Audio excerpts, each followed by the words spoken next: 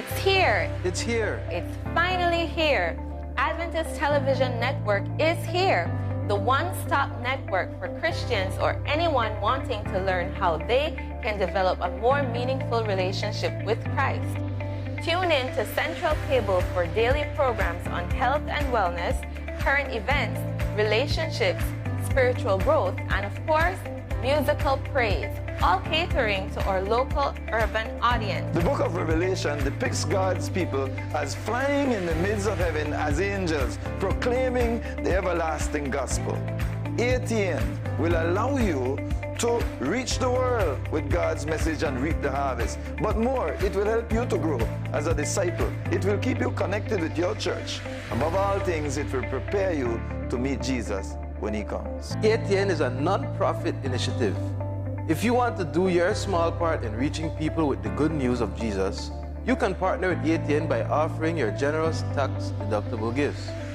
Adventist Television Network is an official partner of 3ABN's Dare to Dream Network.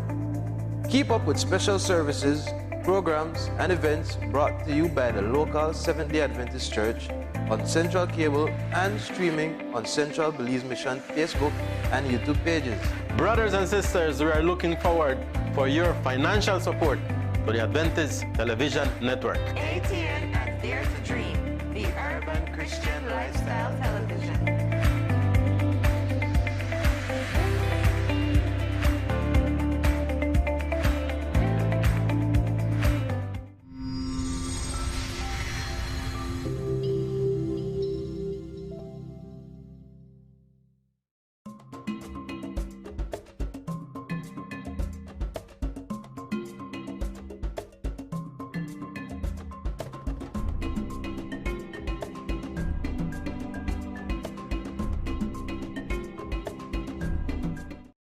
Good morning and welcome to another edition of Defining Your Health.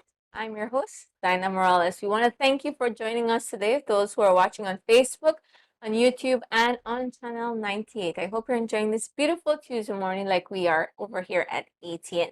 Today I have with me my co-host, Mr. Cameron Ozeeta, and we have a very special program. You know, we only bring special program for you on this program, and today our topic is how human trafficking affects our health and well-being. And to discuss this topic with us, it was only fitting that we find someone who's an expert in the field. So we have today Miss Jaunna Murillo, who is the focal point for the Belize Anti-Trafficking Persons Council in Belize. She holds a bachelor's in psychology and also a master's in international affairs and diplomacy. She has been working in this capacity since November of 2019, and today we're so happy that she have accepted the invitation to be here with us and to tell us a little of this topic that we have not, I think, Mr. Cameron, heard much about. And so we want to thank you, Ms. Jaunna, for being with us this morning. Definitely. It's my pleasure to be here. Yes, indeed. And so for those of you at home that probably wants to know what does human trafficking really means? What does it entail? We're going to get into that right now, give some background, and then our discussion is going to lead us as to how it affects us in terms of our well-being. Okay, Ms. Jaunna, welcome to the program. Thank you. First, let's take it from the top. How would you define human trafficking?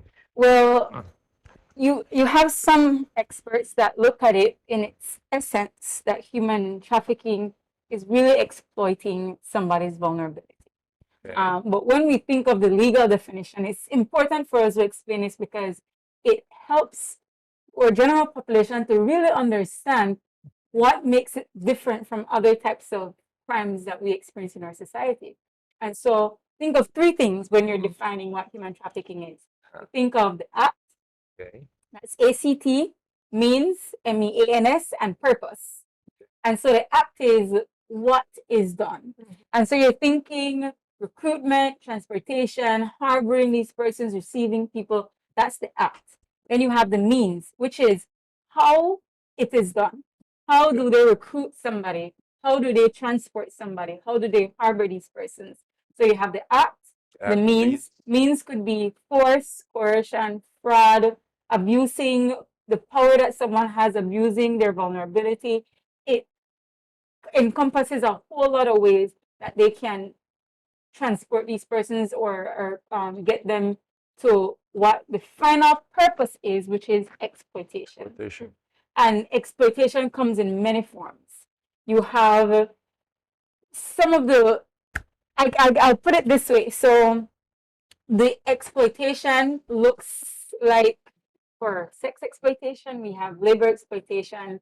You have the very, it's a scary practice to think about, but it does happen in our region, not Belize. Organ harvesting. You also have child soldiers, having persons being on the side of the street, being involved in drugs and other types of activities. So when you think of trafficking in persons, you always think that the purpose of trafficking in persons is for exploitation. Because whatever the trafficker could do to gain money from you, they will do. So the act by means for purpose. So that's the legal definition, but it also helps us to understand what makes it so different from other crimes that we have in our society. Right. Very good. And which of these are prevalent in Belize? Well, in Belize, we find that the most prevalent crimes, the most prevalent forms of trafficking is labor and sex exploitation. Labor and sex. Other forms in the region, when I mean region, I mean maybe in Central America.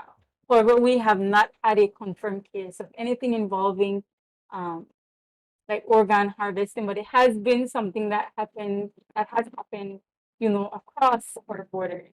Okay. So if I would say the most prevalent ones, it would be sex and labor, and of those two, sex trafficking happens more often than labor trafficking. Labor trafficking. For the numbers that we have at the government, yes. Okay. And what governmental body is directly overseeing what you do? So I work, as Ms. Dana had mentioned earlier, I'm the focal point for the Anti-Trafficking Persons Council. Okay. And so the Anti-Trafficking Persons Council is the actual government response to trafficking in persons. It was established in 2003. Okay. It was first a task force, became a committee, and eventually upgraded to that of a council in 2013. The council is multi-sectoral. This means there are persons from all across government that sits on the council that makes decisions to respond to trafficking in persons. It is chaired by the Ministry of Human Development, but we have persons from police, from the Belize Tourism Board. We have 3 NGOs that sit on the council, along with persons from labor, health, and other government bodies. When you look at all the numbers, we have about 13 persons that sit on the council to discuss and create efforts to counteract trafficking in persons in Belize. Okay. Yes, and I like that you explained that human trafficking. First of all, you mentioned that it is a crime. So I like that for to our viewers at home, if you're watching, when you hear this, it's not something good. And I like that you also explained that it's not only sex. Now, growing up, I remember in high school, they used to always tell us, I guess that's when they were kind of spreading awareness. They always tell you, don't walk on the street at night, don't walk alone. People are looking for young ladies to do human trafficking. So when we used to hear that, we always, put that term along with sex. Them exploiting you for sexual purposes. But I like that you mentioned it goes beyond that. There's different aspects of that, and I think it's important for our parents who are watching this program right now to be aware of the different types of trafficking, so that they maybe they're so focused on protecting them from sexual human trafficking, but they don't realize that there are other aspects, other forms. Yes. So if you can just probably take a second to kind of explain that for these different type of trafficking, you had mentioned there's no confirmed cases in Belize, but what are some of the, I would say, signs or some of the things that as parents we need to be cautious of, to not let our children be victims to these types of trafficking? It's good that you pointed that out, because that is a very true thing. Even with training, sometimes we do find that we often think that trafficking in persons is only equal to sex trafficking. So I'm happy that I was able to explain that, so that or the audience can understand that there is a big difference When it comes to the other forms of trafficking, let me look at labor. I know we have labor in Belize, but oftentimes you might get somebody to offer you a job. You come straight out of high school, you don't have any experience, you don't have any more education. And so you're thinking, oh my goodness, this is a really good opportunity. They're paying me so much. I'm going to have this amount of holiday, and you're going to have to leave your country, Belize, to go and work wherever you're going. I'm not saying that inherently things like that don't exist and it's good. But oftentimes when something seems to be too good to be true, it probably is. Because when we think of trafficking, sometimes we think someone is held in a cell and they can't go anywhere. It's not always so, it's not so black and white. You could go to a store and maybe the person that is a cashier could be a victim. And they can't leave that store, but you don't know because you're just going in and out. You're not having much conversation. I'm not saying that that's exactly what it looks like in Belize. It's just an example.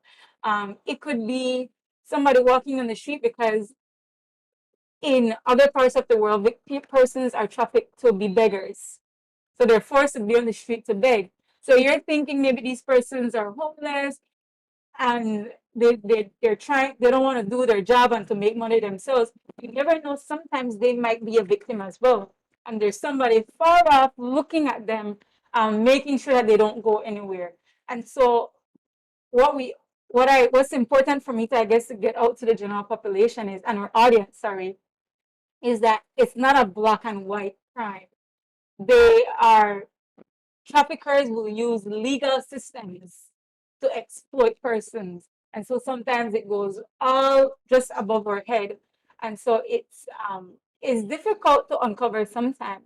But if we have everybody looking out, you never know where you could catch something happening. So it's very true. And I guess one sign that I could look at that would be this could be this could be like trafficking happening would be whenever somebody is coming to you with an opportunity, you have to make sure that the opportunity, the offer is legitimate. Is there a company that this person is attached to? Can you call the company to ask other questions? Can you verify that the existence of this company is legal by the government? You look at whether that they have an active Facebook or Instagram page, they have a website. Are these pages active? Are people interacting with them? Do people have experiences with them that you can verify? You look at all these things because sometimes an opportunity comes, but only that person has it. Nobody else knows about it. When someone says, only I have this opportunity for you, that's a big red flag and you should probably walk away. And I like that, Miss Jaunna, as you're talking there, you're drawing me in because so many things going on in my head because I think the media has given probably not so conclusive perspective, or I would say vision of what human trafficking is. Because in movies, you see that these girls, they're bonded all together, they transfer. So we always associate human trafficking with leaving the country. But based on what you're saying, human trafficking can actually happen with in the country. Domestic, A big question that I have for you today is maybe I'm putting it wrong in my mind, but I just want to know, is there any distinction? You mentioned something that a cashier could be a victim or as in putting into perspective the act, the means, the purpose. There are situations where you have underage minors who are being forced by the person that are to protect them. I don't want to go and say parents, but you get where I'm coming from. I get exactly where you're coming from. These individuals are forced to maybe use their bodies or, as you mentioned, with labor in order to bring income to the family. And the way in which the opportunity is presented to them is that you are helping your family. You are helping us survive. You're doing what mommy or daddy can't do, and we need this in this time. And so that underage minor may not see all these extreme concept of what we're talking here as to be dangerous. First of all, this is someone you trust. Secondly, they're giving you this opportunity to help out. This is your way of helping the family. How does that differs from human trafficking, or is it a form of human trafficking? That's actually a really excellent question. What you explained just now is what we call the commercial sexual exploitation of children. And so that involves anybody 17 and younger. And what CSEC is literally what you said, the exchange of sex with children for some form of money. It doesn't have to be money, sorry, some form of profit. It doesn't have to be money. It could be groceries, rent, all of these things. And remember earlier when I defined what human trafficking was? When you're proving, CSEC is essentially the act with the purpose. You don't have to worry about the means. That's what CSEC would be. Okay. Because as a child, you're not looking, how does this child get convinced to do this? Like you said, sometimes they literally have no control because it's the people that are supposed to protect them that are perpetrating these crimes. And I know you are maybe a little afraid to say it, but that does happen in our country where we do have parents or relatives having their children exchange sex and relations with older men or women for, the benefit of them getting rent and groceries and what's not. And however the parents frame it, it's never right. It is never okay to put your child in a situation where they have to provide for the family. A child should never be subjected to that type of treatment in any way, shape, or form. And I know there are societal issues that we experience, but there's never, and I mean never, they say you never say never. There is never a justification for the commercial sexual exploitation of children or human trafficking. Nobody can give a good reason in court to say, well, this is why I did it. Even in our laws, there are certain defense that perpetrators cannot use when they are being tried for something like human trafficking or what's not. You can't say, well, this person has a sexual history where this is what they loose or they live in society the way they do. It doesn't matter. That is not justifiable for you to take away their freedom. In the Bible, they thought God gives us free will. Even though He knows what's right for us, He gives us free will. And so nobody has the right to take away the free will of another person. So that CSEC, we use short commercial sexual exploitation of children, sorry. The short for that is CSEC. I know we normally pair that with CXC and what's that, but that acronym itself is a crime and it does happen to children in Belize. Yes, and as I go to my next point here, I know Mr. Cameron has his point also that he wants to bring in. But as you're talking there about the laws, I know as individual, as human being, we have rights, and it would be interesting for me to know. Maybe you can help me here as to what extent of the law is used when dealing with cases of human trafficking, because that question that I posed to you, as you mentioned before, is very hard sometimes to pinpoint and say, okay, you're committing this crime, it's human trafficking, because so many different things is attached. Yeah. So I would be interested to understand how it is addressed and how do these victims, because later on in our program and after we come back from our break, we are going to go into all the psychological, emotional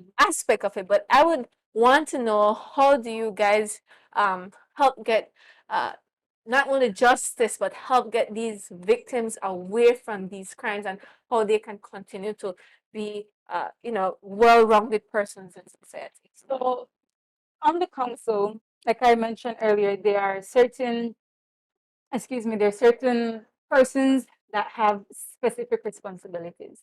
The Department of Human Services sits on the council, and their job is to give protection to victims. Okay. Adults or children, they protect any person that's a victim of human trafficking or CSEC. And once that person is put into protective custody, there are certain let's say a person, while they were being trafficked, they were forced to cross the border illegally. under our law, it's a protective measure that that person is not charged with an immigration offense. Oh, okay. Because if you are being trafficked, if you're being forced to cross the border illegally, it's not fair to charge that person for that crime because they were a victim of trafficking in persons. Right. And so, in our Trafficking in Persons Prohibition Act of 2013, which is the legislation in Belize that criminalizes human trafficking along with all the associated activities, they accommodate for the human services to give protection, cooperation with immigration and labor to assist with investigations, as well as currently we have an anti-trafficking in persons police unit where that's made up of 5 officers within the Belize Police Department, where their only job is to investigate all human trafficking crimes. And that unit is called on along with DHS to respond to any victim of trafficking in persons. So when there's an interview being done, an officer is there and a social worker is in that interview. Okay. And they that interview is done so that the victim does not have to consistently relive that situation. Right. And once they are done at that interview, the police continues their investigation, and the Department of Human Services then proceeds to accommodating shelter, food, and all the other needs that are needed by that victim. If that means they need to get a surgery, the Ministry of Health also sits on the council. They work with the Ministry of Health to ensure that that person gets the assistance that they need. And a lot of times, and I need to make this clear because I know sometimes we might say, oh, people are just going to come then and say they're victims and use the system. That's not actually what happens. Because a lot of our victims actually ask to be repatriated, which means they give consent to be taken back home. And so we work with an organization, a UN organization in Belize called the International Organization for Migration that helps to repatriate these persons to take them back home. And what we try our very best to do is to work with victim care in that country so that once they leave our care, they enter into the care of that country's system, that they're not left Right. on their own.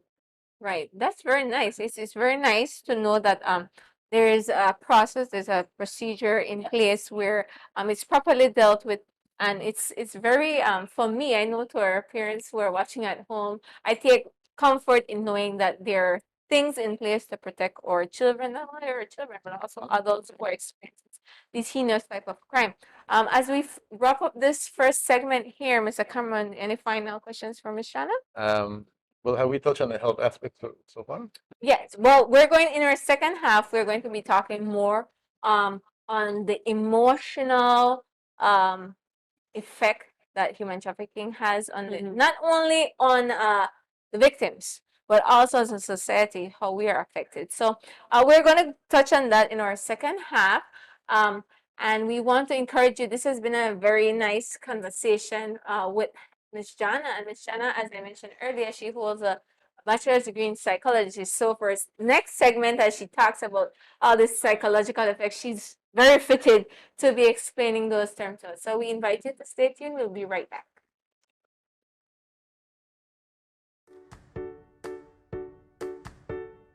A study published in the Journal of the American Dietetic Association found that toddlers aged 12 months and older consumed a third of their daily calories from snacking between meals, with the snacks becoming less nutritious as the children got older.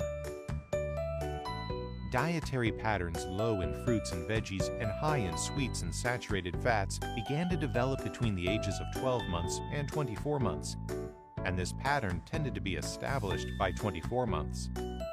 That's a fact. But there's hope. Parents can establish the foundation for a healthy diet early in life when eating habits and preferences are being formed. Simple dietary changes, such as offering more nutritious snacks, can help prevent obesity and chronic disease in our children. So switch the gummy bear for blueberries and see them growing healthier and happier. Are you taking heart medicines? Medications can give us a false sense of security. Even if a person takes heart medicines, eating a lot of saturated or trans fats, fast and junk foods, red and processed meats, sweets, and processed foods will still increase inflammation and make cardiovascular disease worse. That's a fact. But there's hope. A study of more than 31,000 adults found that you can substantially reduce cardiovascular recurrence beyond drug therapy alone by eating a diet rich in vegetables, fruits, and fish, and low in meats. A heart-healthy diet reduced their risk of dying from cardiovascular disease by 35%, a new heart attack by 14%, heart failure by 28%, and stroke by 19%. So eat your veggies. A healthy heart starts with a healthy meal.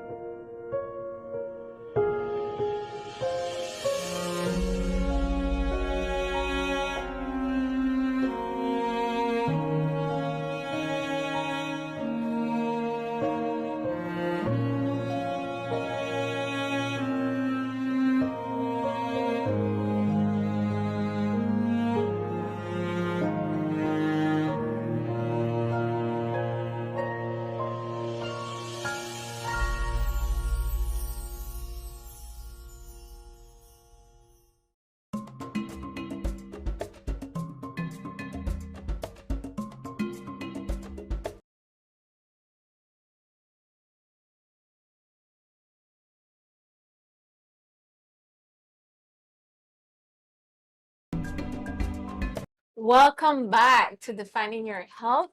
And this morning we've been talking about how human trafficking affects our health and well-being. We've been here with our very special guest, Ms. Jaunna Murillo, who is a focal point at the Anti-Trafficking Council, and she's been sharing a lot with us. If you have been with us for or first half, sorry, she's been sharing what human trafficking is, what does it entail, the different forms of human trafficking, and how human trafficking affects us. Now she's going to be switching a little bit, going into the more health aspect of it in terms of talking about some of the emotional and psychological effects that this crime may have, not only on its victim, but also on us as a society.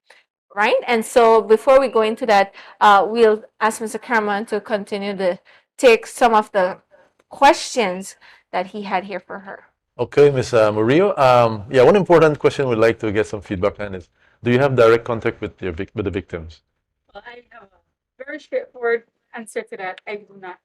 Okay. And there is a very good reason for that. In the way victims are taken care of, Belize let me start here. Belize is a very small country. Right. Very small. Everybody knows somebody, we know somebody, we know somebody. Mm-hmm. And so it is important. It is imperative of the Department of Human Services and the police unit that the identity of those victims are kept as confidential as possible. I do have access to some victim information only when necessary, when it comes to making reports or organizing requests to the Department of Immigration or Labor and what's not. But I don't have direct contact with victims because it is not necessary.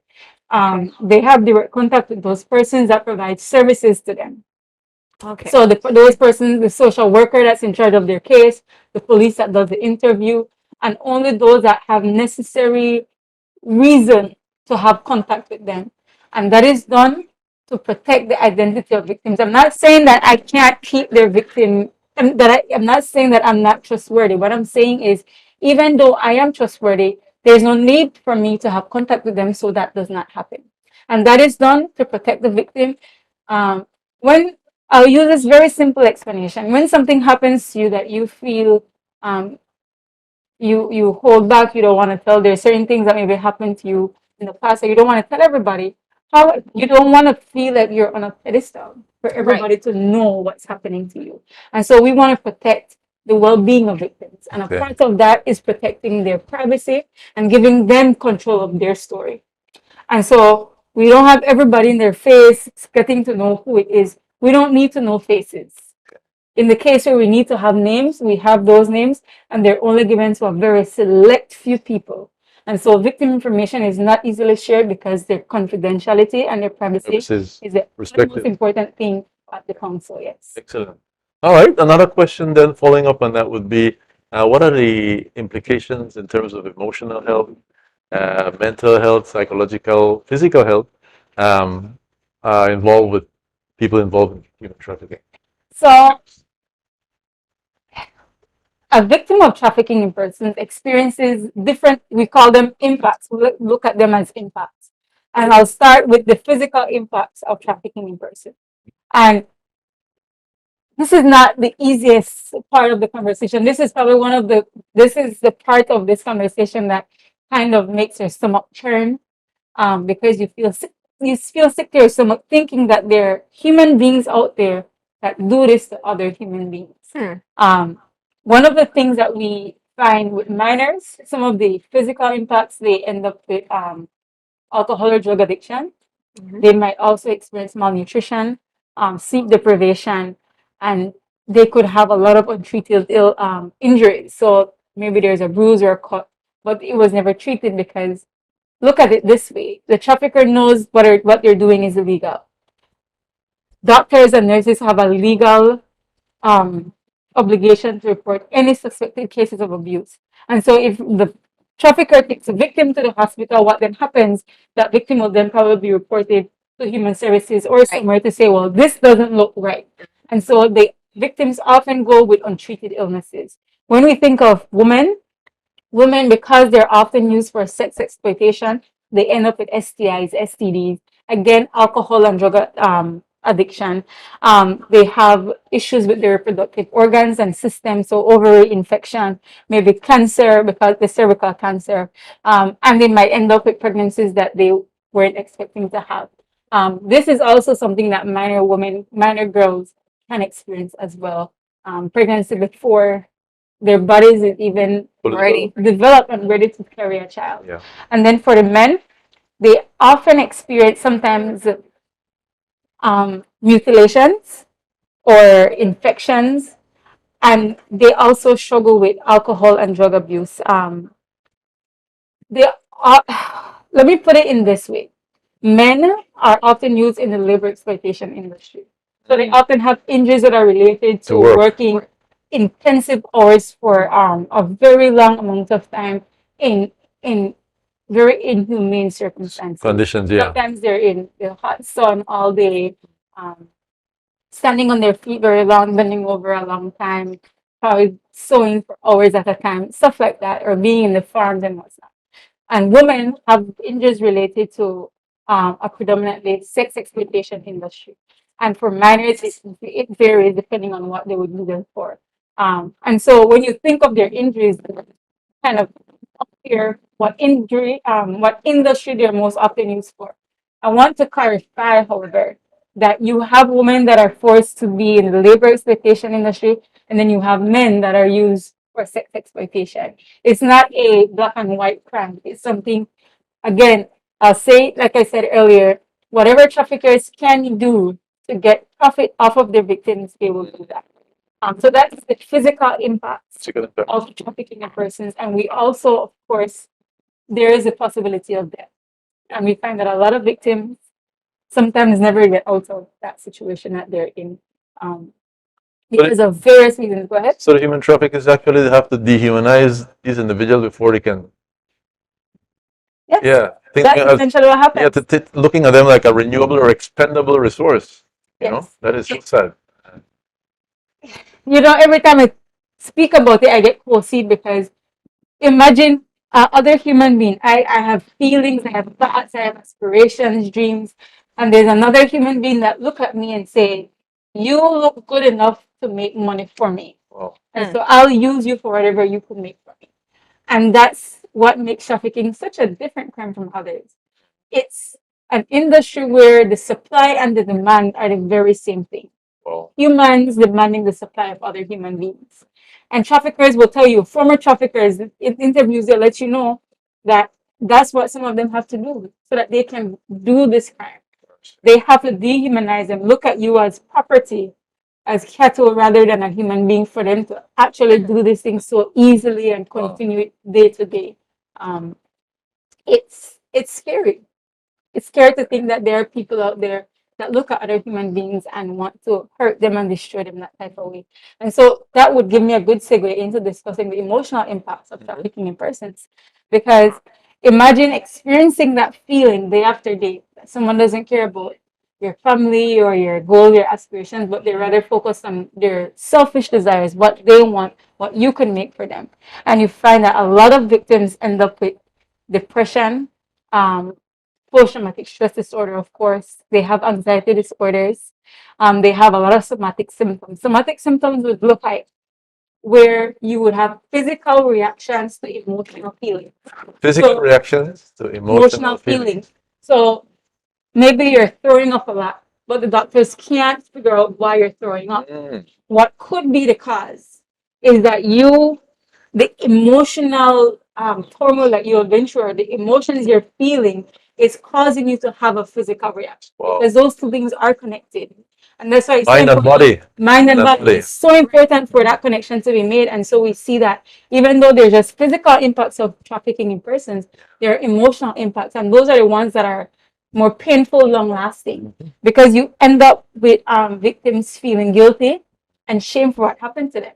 And it's never their fault. Yeah. When you look at a victim of trafficking in person, it is never, again, I like using this word when we think of this crime, it is never their fault.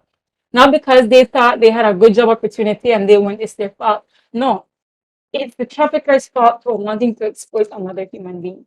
You also find that victims become very hyper vigilant, looking over their shoulder all the time, never trusting anybody, which then, because of the trauma, because of the depression and anxiety disorder, they end up having a very difficult time maintaining relationships with those around them, with their families, maybe having romantic relationships, maybe eventually wanting to have children.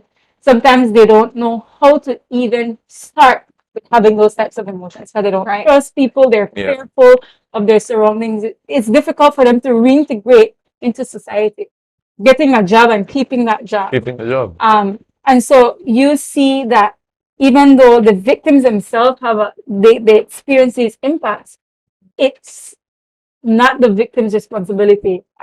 With a society, in our society, I would like for us to all see how we look and maybe see what we could do. How does it impact our society? Not in the sense that the victims are making our life difficult, but rather the emotional health. They say you're as strong as your weakest link, right?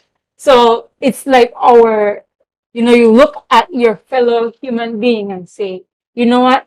I want to do what I could do to help this person. Yeah. I'm only as strong as the person that are struggling with depression. The most vulnerable, The most vulnerable. And we want to look after our most vulnerable population. Excellent. Because a healthy society means good economy, it means a good social structure, it means a good government, it means a lot of things. It's like a ripple effect. And the structure is only as strong as its weakest link. Right. It's only as strong as its weakest link. And so when we see that these are effects that victims might go through, you might not know somebody is a victim, but the way you carry yourself and the way you care for people around you will then dictate how that person could heal.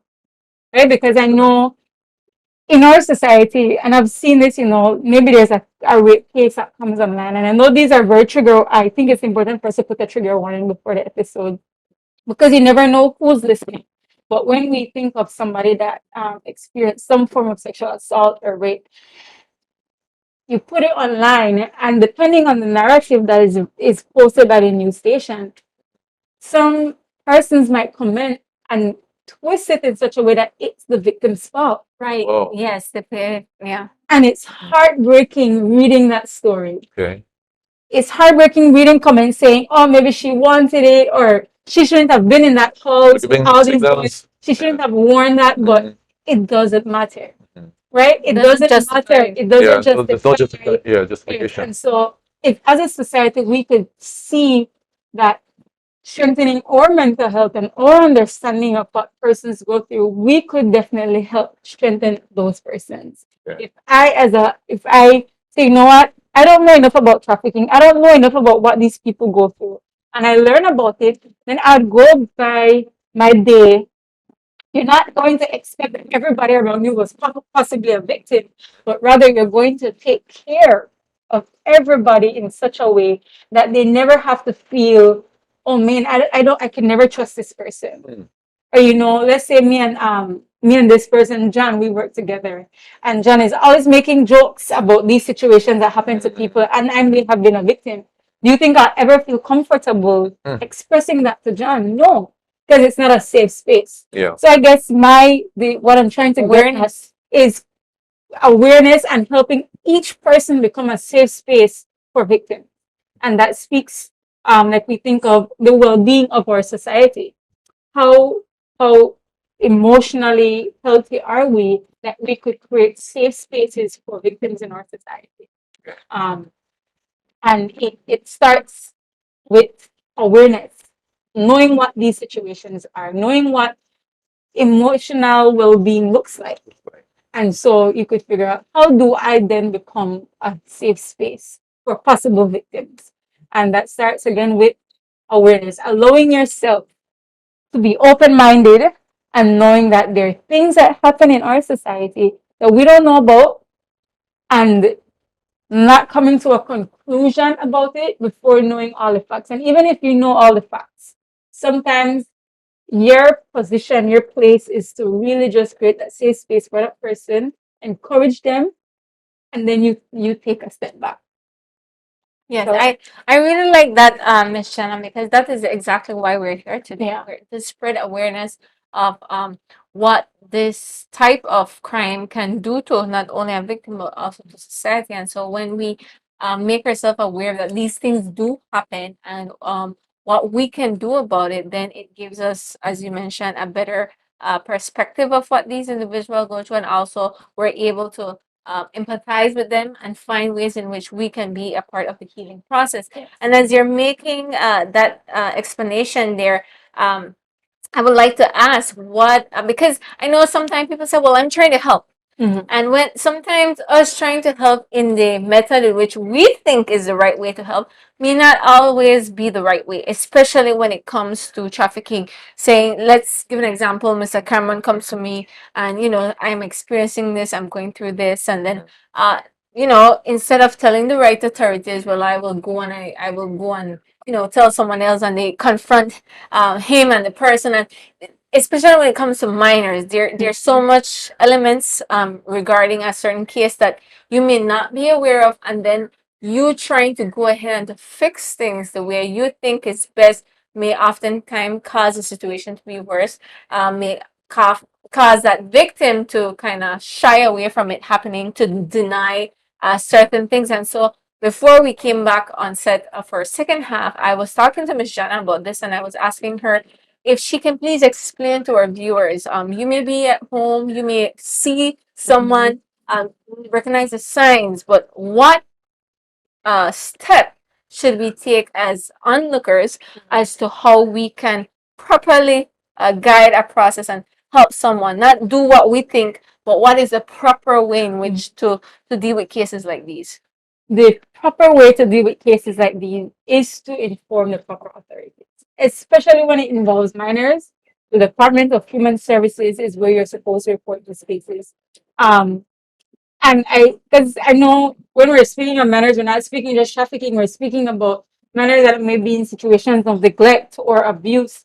The Department of Human Services is the correct authority. Think of these things. There's a concept called best interest of the child. And let's say Dinah had given me an example before we came back on set, that let's say a child tells their friend about a situation. The friend goes to their parents and say, mommy, Lisa told me this is happening to her at home. Like, I really want someone to help her. And then that parent goes to tell the principal, because they're thinking the principal could help. And then the principal, instead of maybe calling DHS or the police, prefers to call the parent to question the parent and whether or not this is actually happening. That's not the correct way to go. Because if the parent in the situation is the perpetrator or the suspect in allowing this to happen, maybe the parent is allowing a man to come in and take advantage of her daughter for payment. The person give rent money or what's not. We want to think that the best interest of that child is considered. So even though the mother has rights to her daughter, the best interest of that daughter trumps the mother's right as a parent. Because if that child being put back in the care of the parent puts them in danger, that is not the best interest of the child. And so we can trust the Department of Human Services and the ATIPS Police Unit when it comes to CSEC and trafficking in persons to respond to those crimes properly, because they have the proper training to know what to do when responding to minors, especially for DHS, because their mandate is minors. They attend to children and So it might be necessary to take away a child from a home situation. it might be, and I can't tell you exactly what those specific circumstances look Could be. like.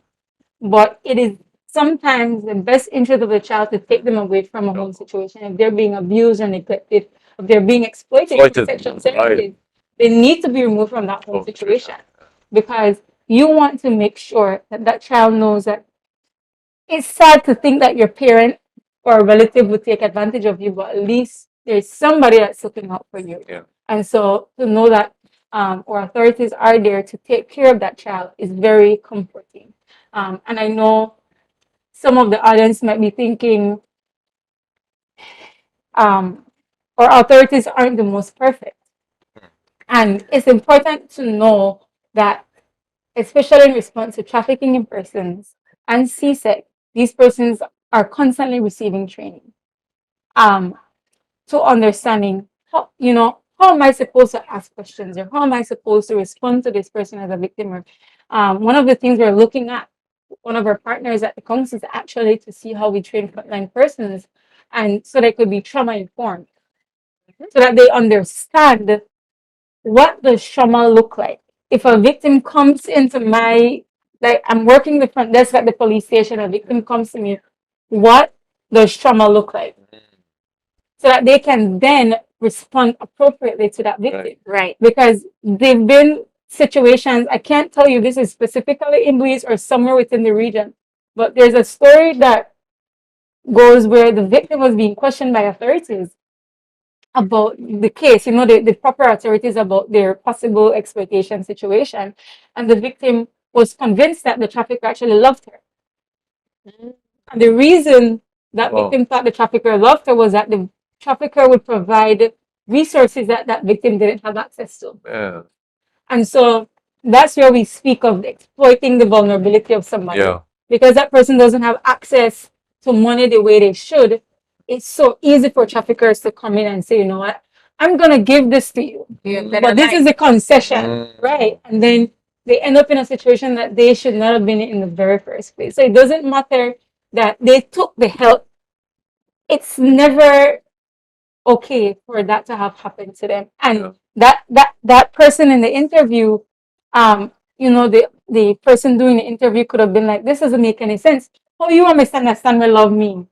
But some of us don't understand what love is. Yeah. Because we've never experienced it properly, or a victim may be laughing through the entirety of an interview. That doesn't mean they're taking the situation lightly, but rather that might be a coping mechanism. Wow. We're having to relive the situation, trying to explain it to authorities as they try to help her or him.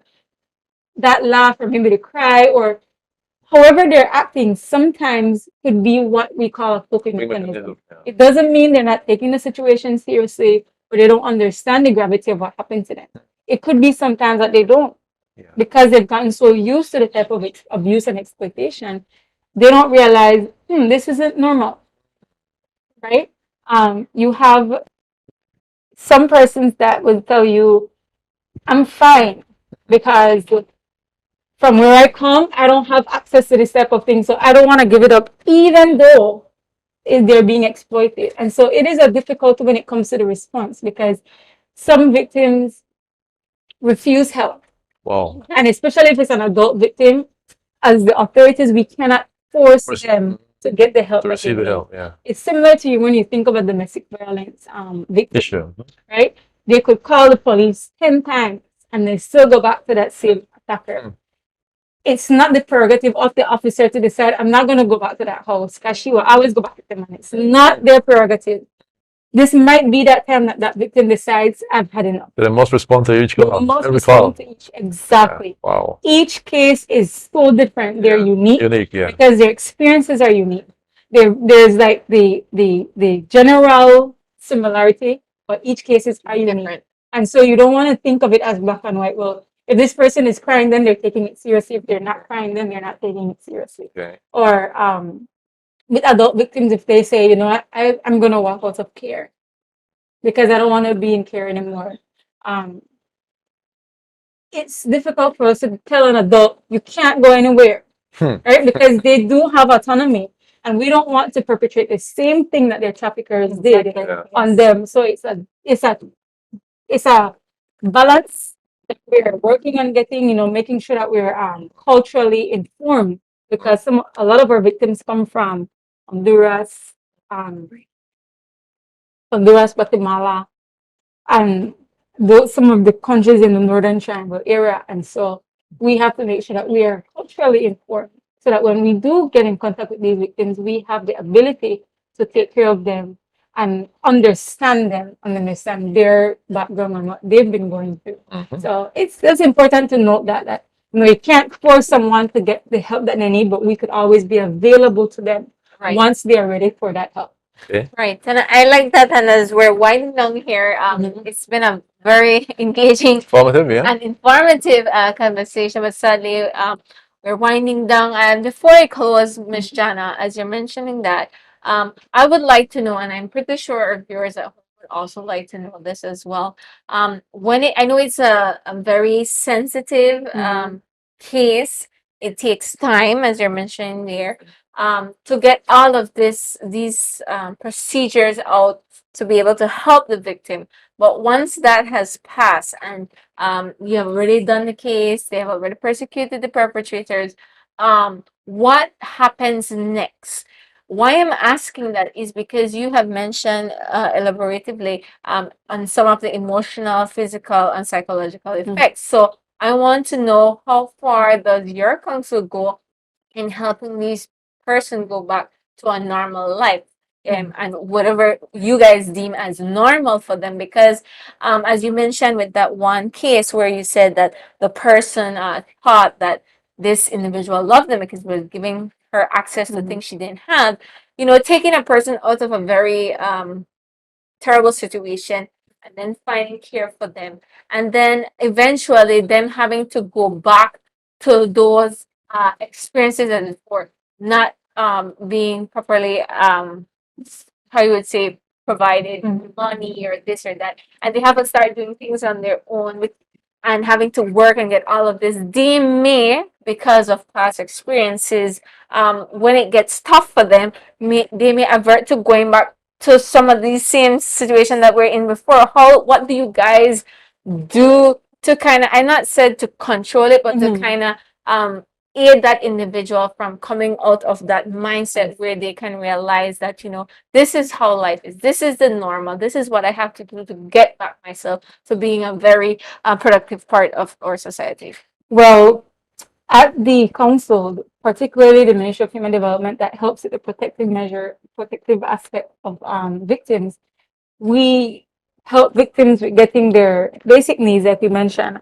And like I mentioned earlier, a lot of victims choose to go back home. Depending on whether or not it's safe for them to go back home, they will be sent back home, and then victim services in that country will then be contacted to say, you know, this person is coming. Can we please organize that you also continue assisting them with psychological assistance and whatnot?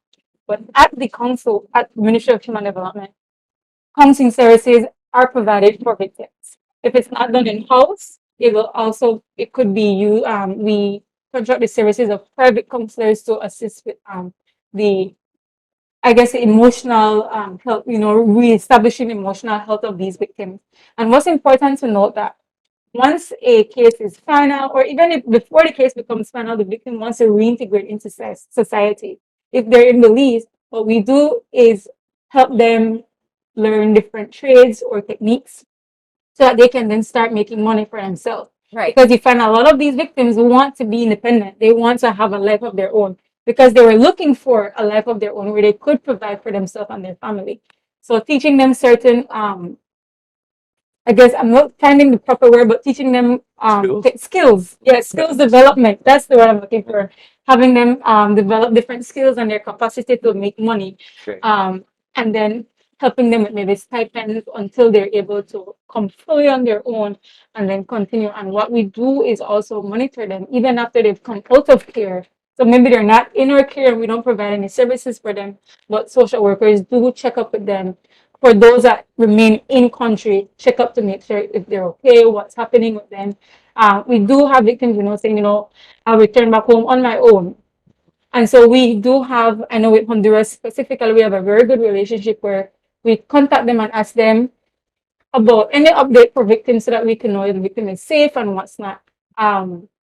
But there is follow-up with victims afterwards to make sure that they have been in good care. There's some things we don't have control over. Some victims do fall back into those situations that we might not be able to catch them. But we try our very best to make sure that they're reintegrated into society and they can live a normal life. And nobody has to know what they went through unless they decide to share. I want to end off by saying, if you follow the Anti-Trafficking Persons Council Facebook page, there is information that's on there that you can find about the human trafficking and other things and what we do as a council. Maybe we post about meetings that we have and trainings that we have, so it could be up to date. Can you also share a number, a contact number? Yeah. You could call. I can't remember the number for the office. We don't have a direct number. What I'll do, I'll send it so that you guys can put it on the screen to show them the number that they can contact.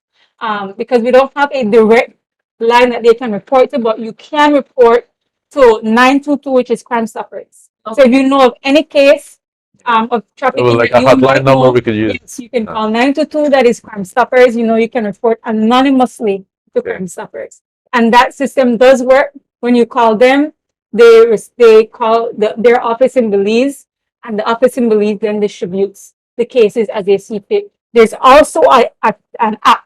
Crime Stoppers has an app called the P3 Tips app. And I'll also send that so that you guys can put it on the screen. You can download it on your smartphones, Android or iOS, and make report of not just human trafficking crimes, but any other crimes that you might be aware of. So see something, say something, do something. All right. Yes, I like that. I like that. See something, say something, do something. And sadly, that's all the time that we have for today. But I want to thank my co-hosts for being with me today. And I want to thank Ms. Jaunna Murillo for all the, not only information, but also her advice, the manner in which she incorporated all of this. I was blessed and I learned a lot today, and I hope you were too. Remember, this program was to bring awareness. There's so many things that impacts our health and our well-being that we may not always think of, but we need to understand that we're all here to do our part to make sure that we are all one happy society, in the sense that we care for each other. And so we hope that this program today was a blessing to you, and we encourage you to tune in next week Tuesday for another edition of Defining Your Health. Until then, take care and see you. Bye.